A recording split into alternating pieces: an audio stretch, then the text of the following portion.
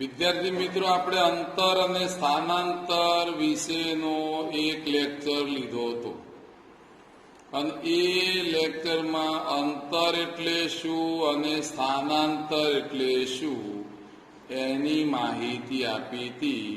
છેલ્લે વાક્ય એવું બોલ્યા હતા કે અંતર ધન જ હોય, સ્થાનાંતર ધન પણ હોઈ શકે, ઋણ પણ હોઈ શકે અને શૂન્ય પણ હોઈ શકે. વાંકા ચૂંકા રસ્તા પર તમે ગાડી લઈને જતા હોય તો અંતર એટલે તે પથની લંબાઈ. જ્યારે સ્થાનાંતરમાં એવું તો અંતિમ સ્થાનમાંથી પ્રારંભિક સ્થાન બાદ કરો અને જે જવાબ મળે એને સ્થાનાંતર કહેવાય. હવે એની એક ક્લિયર કટ વાત કરવી જ હોય, તમારે સમજવું હોય તો મારી પાસે અંતર અને સ્થાનાંતર સમજાવવા માટે એક થોડોક અઘરો દાખલો લીધો. સહેલો આનથી હોઈ શકે પણ તમારી જોડે થોડું સમજ વધારે વધે એટલે મેં વિચાર્યું. અહીંયા લખ્યું છે કે મારી પાસે એક રકમ છે, એમાં એક ખેડૂત 10 મીટર લંબાઈનો એક ચોરસ ખેતર જે છે એ ખેતરની ધારે એટલે કિનારે, ધારવા નહીં લા, કિનારી પર, અને કિનારી પર એ ચાલે છે. 40 સેકન્ડ ચાલે એટલે એક ચક્ર પૂર્ણ કરે. પ્રેક્ટિકલ તમારે સમજવું હોય તો હું એટલું સમજાવી શકું, બરાબર, કે ભાઈ એ ક્યાં ચાલતો હતો. તો અહીંયા એ બિંદુ એ ખેડૂત છે, તો ત્યાંથી એ ચાલતો બી ગયો, સી ગયો, ડી ગયો ને એ આવ્યો, એક ચક્ર પૂર્ણ કર્યું. જે મેં અહીંયા લખેલું છે એક ચક્ર પૂર્ણ કરે છે. હવે ખેડૂત એ થી બી થી સી થી ડી થી એ પાછો આવે, એમ ફર કરે, ધાર પર કિનારી પર ચાલ્યા કરે. તો એ સમય છે 2 મિનિટ 20 સેકન્ડ. અને એટલું કાપ્યા પછી એને ખરેખર કેટલું અંતર કાપ્યું એટલું જ 2 મિનિટ 20 સેકન્ડ ચાલે તો એને કેટલું અંતર કાપ્યું. સ્થાનાંતર શું કર્યું છે એ શોધવું છે. તો પહેલી જ વાત આવી, સેકન્ડમાં રૂપાંતર કરીએ. ચલો 2 મિનિટ હોય એટલે 1 મિનિટના 60 સેકન્ડ થાય, તો 2 મિનિટના 60 ગુણ્યા 2 120 સેકન્ડ થયા. અને બીજા 20 સેકન્ડ તો તમને અહીંયા કહી દીધા છે ઉમેરો, થયા ટોટલ 140 સેકન્ડ. આ 140 સેકન્ડ એ ફર્યો છે. 40 સેકન્ડમાં એણે કાપેલું અંતર એટલે અહીંથી શરૂ કરે તો અહીંયા 10 મીટર ફર્યો, 10 મીટર, 10 મીટર, 10 મીટર, 10, 20, 30, 40, અહીંયા આવ્યો. 40 સેકન્ડમાં 40 મીટર અંતર એણે કાપ્યું. 40 સેકન્ડમાં 40 મીટર અંતર કાપે તો 140 સેકન્ડમાં કેટલું અંતર કાપે તો 140 મીટર. હવે વાત આવી કે એ ચક્ર પૂરા કેટલા કરે છે, તો એને આપણને કીધું તું 40 સેકન્ડમાં એક ચક્ર પૂર્ણ કરે છે. 140 સેકન્ડમાં કેટલા ચક્ર પૂર્ણ કરે? 140 ભાગ્યા 40 બરાબર 7/2 બરાબર 3.5 ચક્ર. 3 આખા ચક્ર લગાવશે અને એક અડધું ચક્ર. અહીંયા જુઓ તો ખબર પડે, આ એક ચક્ર પૂર્ણ કર્યું, એક ચક્ર આખું પૂર્ણ કરી દીધું, 2 ચક્ર પૂર્ણ કર્યા, 3 ચક્ર પૂર્ણ કર્યા, અને ચોથું ચક્ર પૂર્ણ કરતો નથી, એ અડધું ચક્ર પૂર્ણ કરે, આટલા આઈને ઉભો રહ્યો. તો અંતે આટલા ખેડૂત આઈને ઉભો રહ્યો છે 2 મિનિટ 40 સેકન્ડને અંતે. એ પ્રારંભિક સ્થાન એનું એ હતું, અંતિમ સ્થાન સી થયું. તો પછી આ એસી છે, એ એસી ને શું કહેશો? તો એ સ્થાનાંતર થયું કહેવાય. અંતર અને સ્થાનાંતરમાં ફરક. સ્થાનાંતરનો મતલબ શું? તો સ્થાનાંતર એટલે શું? તો અંતિમ સ્થાન ઓછા પ્રારંભિક સ્થાન. એટલે અંતિમ સ્થાનમાંથી પ્રારંભિક સ્થાનનું આ માપ મળે તો એને આપણે કહીએ સ્થાનાંતર એસી મળ્યું. ત્રિકોણ મને મળ્યો એ બી સી. જોઈ લો, ત્રિકોણ એ બી સી માં પાયથાગોરસ મુજબ, પાયથાગોરસ ગણિતમાં આપણે એક સમજાવી દીધું કે કર્ણનો વર્ગ એ બાકીની બે બાજુના વર્ગોના સરવાળા બરાબર થાય, એટલે કે એસી નો વર્ગ બરાબર એબી નો વર્ગ વત્તા બીસી નો વર્ગ થાય. કિંમત મૂકી, આ 10 છે, આ 10 છે, મેં 10 10 નો વર્ગ 100 થયો. અંતે ગણતરી જે કરી છે એમાં જુઓ, 100 વત્તા 100 બરાબર 200. 200 ના અવયવ 100 ગુણ્યા 2, એનું વર્ગમૂળ કાઢું છું તો એ વર્ગમૂળ મારે નીકળે છે શું? તો અહીંયા એસી નો વર્ગ બરાબર આટલું થાય, તો એસી બરાબર કેટલા? આનું વર્ગમૂળ 10, આનું વર્ગમૂળમાં 2 થાય. વર્ગમૂળમાં 2 બરાબર 1.41 એવું માપ મેં લીધું. એટલું માપ થાય છે એટલે લીધું. પરીક્ષામાં કહી દે કે આટલું લો, તો પછી અહીંયા 10 ગુણ્યા 1.41 કિંમત મૂકી, પોઈન્ટ ખસી જાય, 14.10 અથવા 14.1 મીટર સ્થાનાંતર આવ્યું. સ્થાનાંતર 2 ના જવાબ મળ્યા. હું અહીંયા લખું છું અંતર અને સ્થાનાંતર. 2 માં શું અંતર એને કેટલું કાપ્યું એ તમારા જોડે આવ્યું છે 40 સેકન્ડમાં. 140 માં કેટલું? તો 140 મીટર. જ્યારે સ્થાનાંતર કેટલું કર્યું? 14.1 અથવા 10 મીટર. આના દાખલા ઉપરથી તમને ખ્યાલ આવી ગયો કે અંતર અને સ્થાનાંતર અલગ છે. અંતર એટલે ગતિપથની લંબાઈ, સ્થાનાંતર એટલે અંતિમ સ્થાનમાંથી પ્રારંભિક સ્થાન વચ્ચેનું અંતર, અને એને આપણે સ્થાનાંતર કહે છે. આ વાત સમજી ગયા હશો એટલે આપણે ટોપિક બદલીને આગળ વધીએ. અને આગળ જે વધીએ છે એમાં હવે જોઈ લો, તો હવે ભણવું છે એ નિયમિત અને અનિયમિત. નિયમિત ઝડપ અને અનિયમિત ઝડપ વિશે ભણી લઈએ. તો અહીંયા જોઈ લો, લખેલું જ છે મેં. પ્રશ્ન મારો એવો છે કે નિયમિત ઝડપ અને અનિયમિત ઝડપ કોને કહેવાય? નિયમિત ગતિ, અનિયમિત ગતિ કોને કહેવાય? તો હવે સમજવાની વાત એ છે કે જો કોઈ ગતિમાન પદાર્થ સુરેખ પથ પર, એટલે કે હું સ્કૂટર લઈને જઉં છું, કોઈ રોડ સીધો છે, એ રોડ ઉપર સીધે સીધો જઉં છું અને એ સુરેખ પથ પર સરખા સમયગાળામાં સરખું જ અંતર કાપું છું, તો આ પદાર્થની ગતિ નિયમિત છે એમ કહેવાય. એટલે મેં વ્યાખ્યા સરસ એવી લખી, જો કોઈ ગતિમાન પદાર્થ સુરેખ પથ પર, યાદ રાખો ગતિમાન પદાર્થ સુરેખ પથ પર એક સરખા સમયગાળામાં, એટલે પહેલી 5 સેકન્ડ પછીની 5 સેકન્ડ પછીની 5 સેકન્ડમાં અંતર કાપવાનું, તો એક સરખું જ અંતર કાપતો હોય તો તે પદાર્થ નિયમિત ગતિ કરે છે એમ કહેવાય. આના ઉપરથી ઉદાહરણ લીધું કે સમજી લો, ધારો કે સુરતમાં રહેતો એક રિસિલ નામનો છોકરો એના રોડ ઉપર 5 સેકન્ડમાં સાયકલ લઈને 5 મીટર અંતર કાપે છે. 5 સેકન્ડમાં 5, તો બીજી 5 સેકન્ડમાં 5 મીટર અંતર કાપે, ત્રીજી 5 સેકન્ડમાં પણ 5 મીટર અંતર કાપે, ચોથી 5 સેકન્ડમાં 5 મીટર.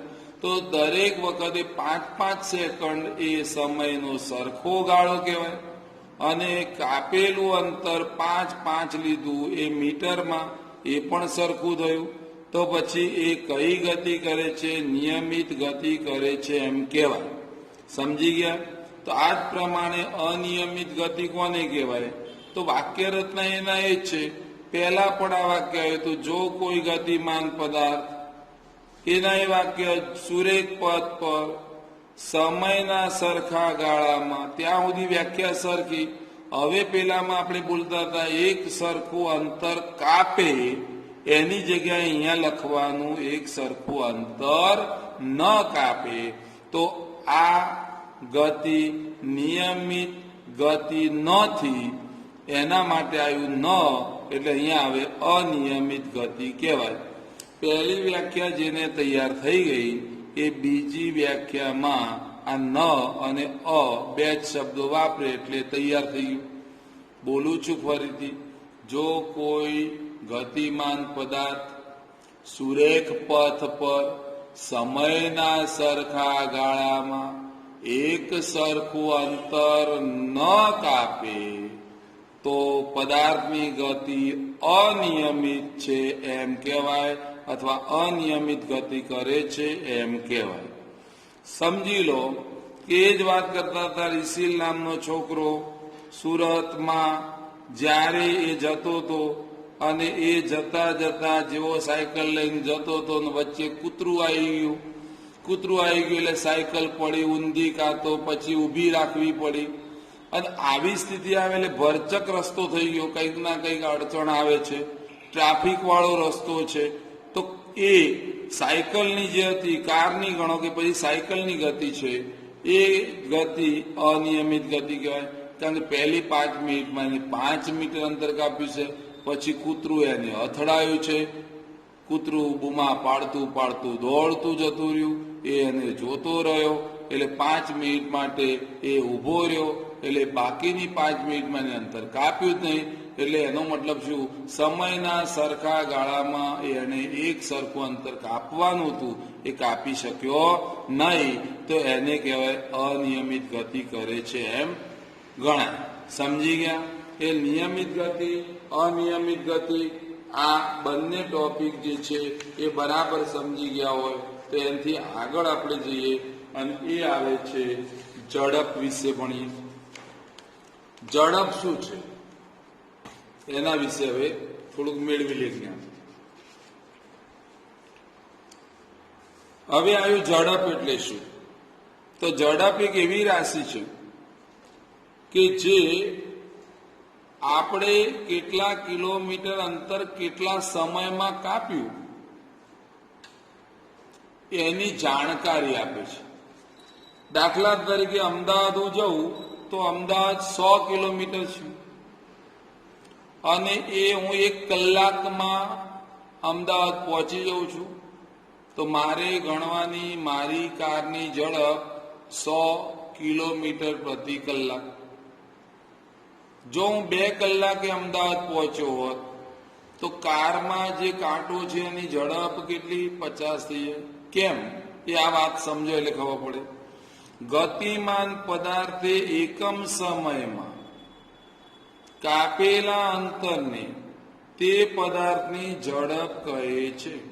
બહુ સહેલી સીધી વ્યાખ્યા છે. ગતિમાન પદાર્થે એકમ સમયમાં કાપેલા અંતરને તે પદાર્થની ઝડપ કહે છે. ઝડપનો સંકેત છે v, અને એટલે સૂત્ર બન્યું. કારણ કે એને પછી ઝડપ એટલે શું? સૂત્ર લખો, એકમ લખો. આવો પ્રશ્ન છે 2 માર્ક્સનો. તો પદાર્થે કાપેલું કુલ અંતર અને તે અંતર કાપવા માટે લીધેલો સમય, એના ગુણોત્તરને પણ શું કહેવામાં આવે? ઝડપ. હજી મારી વ્યાખ્યા બનાવી તો આવી બનાવી શકાય. ગતિમાન પદાર્થે કાપેલું કુલ અંતર અને તે અંતર કાપવા માટે લાગેલા સમયના ગુણોત્તરને, ગુણોત્તર એટલે ભાગાકાર, ને પણ ઝડપ કહે છે. એટલે v એટલે ઝડપનો સંકેત છે. કાપેલું અંતર એને આપણે સંકેત s લખીએ તો નીચે સમય માટે સંકેત t, તો v બરાબર s/t. જો આને પાછું મારે લખવું હોય તો આવું પણ લખી શકાય. t ને આમ લાવું તો vt બરાબર s. એટલે તમારે આ સૂત્ર પણ ધ્યાન રાખવું પડે.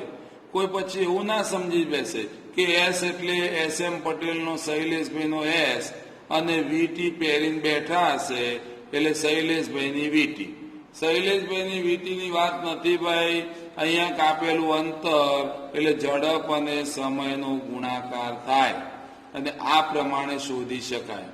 એકમ ઝડપનો એકમ છે મીટર પ્રતિ સેકન્ડ અથવા કિલોમીટર પ્રતિ કલાક અથવા સેન્ટીમીટર પ્રતિ સેકન્ડ. આ મીડિયમ ગણાય, આ મોટો ગણાય અને આ નાનો કહેવાય.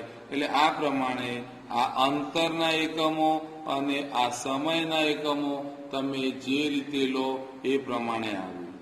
હવે વાત આવી સરેરાશ ઝડપ શું, એના એ જ મુદ્દો આવ્યો. ઝડપની જ વાત છે, પણ સરેરાશ ઝડપ એટલે શું?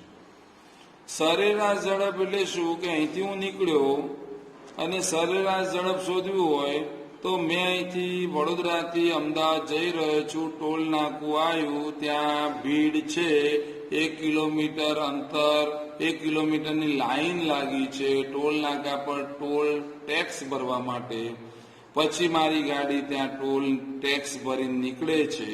પછી હું જોરદાર સ્પીડમાં ચલાવું છું, આગળ વધું છું, ત્યારે ફરીથી પાછી ટ્રાફિકની સમસ્યાને કારણે મારી ગાડી ધીમી પડે છે, પાછી સ્પીડમાં થાય છે. એટલે ગાડીની ઝડપમાં વધારોય થાય છે ને ઘટાડોય થાય છે. તો ખરેખર હું કેવી ઝડપે ગયો? હવે એ માપ લાવવું હોય તો મારી ગાડીમાં મેં કાંટો જોયો ત્યારે એક સમય 10ની સ્પીડ દેખાડતા હતા, એક વખત 20ની બતાવતા, એક વખત 80ની બતાવતા હતા, એક વખત 100ની બતાવતા હતા. તો મારે કઈ ઝડપ ગણવી?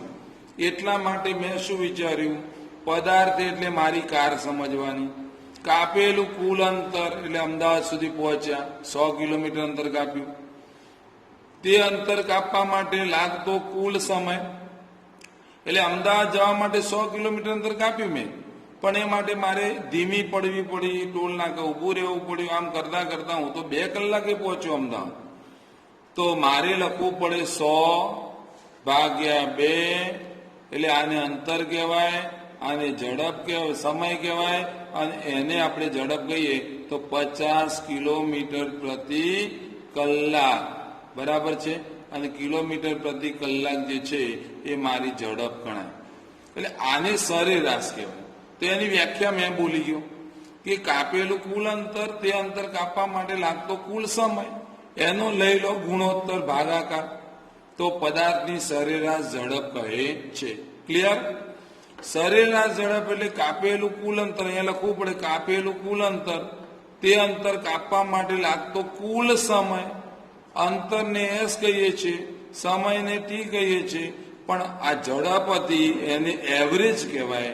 સરેરાશ એટલે એને મારે લખવું પડ્યું વી એવરેજ. અને એ પણ આપણી ઝડપ એ અદિશ રાશિ છે, એને ચોક્કસ કોઈ દિશાની જરૂર નથી. એટલે આટલી વાત સમજી ગયા હોય તો આગળ વધીએ પાછું, અને આગળમાં જોઈએ તો નિયમિત ઝડપ કોને કહેવાય?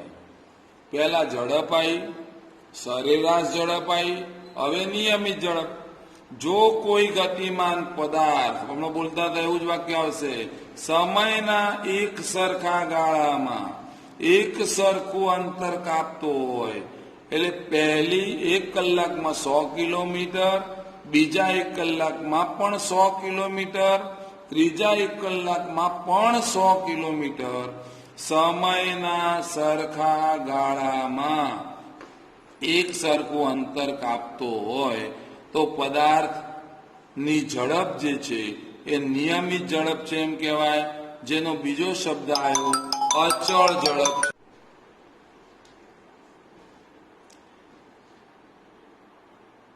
નિયમિત ઝડપ એટલે અચળ ઝડપ. એટલે ઉદાહરણ લેવું હોય તો આપણા પાસે છે ઘડિયાળના સેકન્ડ કાંટાનો છેડો. આપણે અહીંયા જોઈએ, આ ઘડિયાળ બતાવી, અહીંયા મેં મૂક્યો, આ કાંટો છે, અહીંયા કીડી બેસી ગઈ. ભાઈ કીડી બેસે ને એવું, તો આ કીડી બેસી ગઈ છે, અને એ કીડી બેસી તો એ ઘડિયાળનો સેકન્ડ કાંટો ફરતો ફરતો આમ આવે તો સમયના સરખા ગાળામાં એક સરખું અંતર કાપતો જોઈએ, અને આ રીતે ઘડિયાળનો કાંટો આમ ચાલ્યા કરે તો ઘડિયાળનો સેકન્ડ કાંટાનો આ છેડો છે એ નિયમિત ગતિ કરે છે એમ કહેવાય.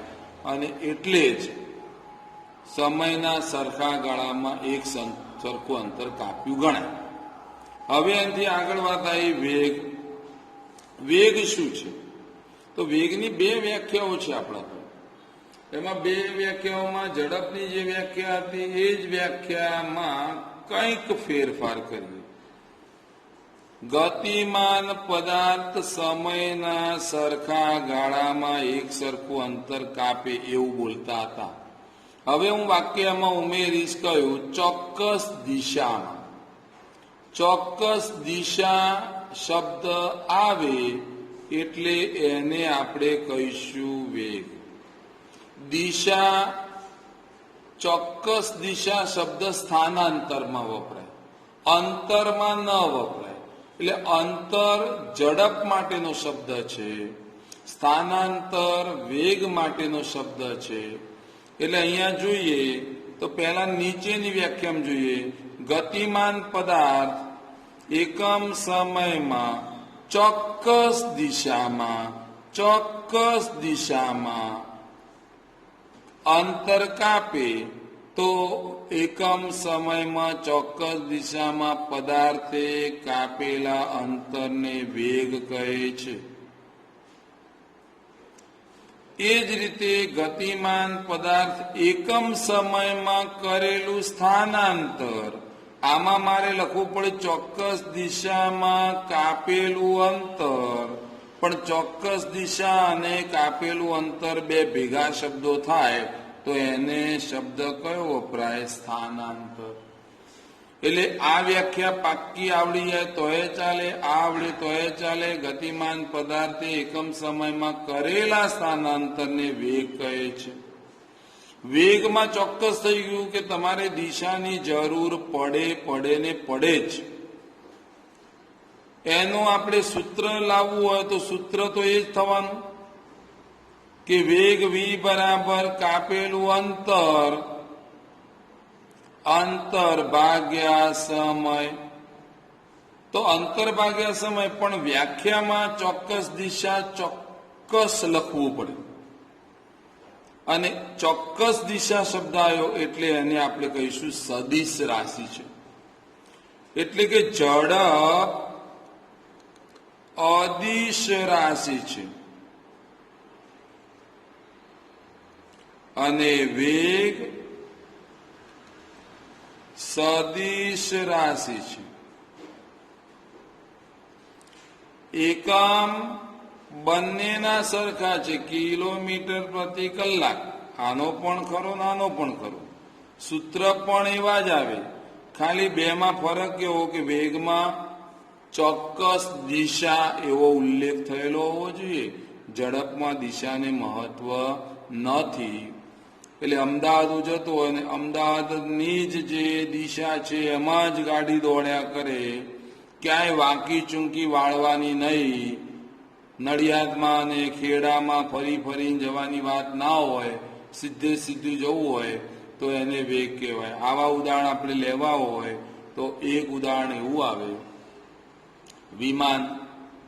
વિમાનમાં નક્કી જ હોય કે અહીંયાથી બીજા દેશમાં જવાનું, એટલે વાંકું ચૂંકું કે રસ્તામાં ના જાય, એ સીધું જ જાય અને સીધું અમદાવાદથી ઉપડેલું બોમ્બે જ આવે, અમદાવાદથી ઉપડેલું મુંબઈ પહોંચે. તો એ ચોક્કસ દિશામાં જે એકમ સમયમાં જે કરેલું સ્થાનાંતર છે કાં તો ચોક્કસ દિશામાં કાપેલું અંતર છે, તો આપણે એવું બને વિમાનને વેગમાં ગણાય. એટલે વિમાનનો વેગ કેટલો? એટલે કારની ઝડપ હોય અને વિમાનનો વેગ હોય. એટલે વેગ અને ઝડપ બે શબ્દો વિશે મારે સમજાવવાનું હતું.